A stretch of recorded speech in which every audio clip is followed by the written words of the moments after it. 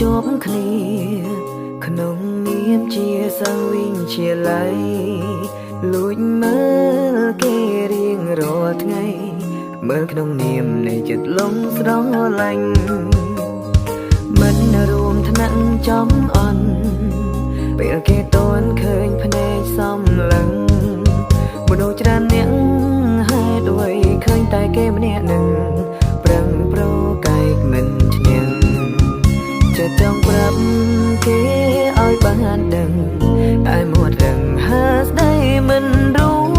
ចឲ្យសំមុខខ្លួនឯងបានត្រឹមតែលួចស្រឡាញ់តែម្នាក់ឯងយប់សំឡឹងមកច័ន្ទលើដៃបែបនច័ន្ទឲ្យជួយសន្តំចិត្តគេជួយឲ្យបេះដូងខ្ញុំដែរកំពុងលួចស្នេហ៍ហ៊ានប្រាប់ដល់គេតាមត្រង់ក្តីស្រឡាញ់ស្មើមេឃបារម្ភខ្លាំងពេកខ្លាចថ្ងៃស្អែកលែងបានជួបគេយប់នេះសូមចាំសន្តំឲ្យគេនឹងខ្ញុំផង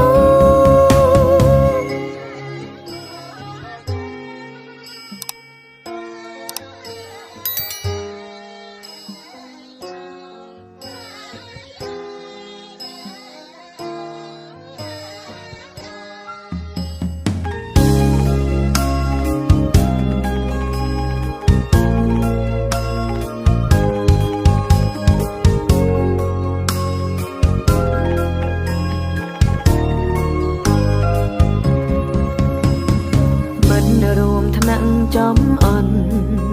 ពេលគេតន់ឃើញភ្នែកសំឡឹងមនុស្សច្រើនអ្នក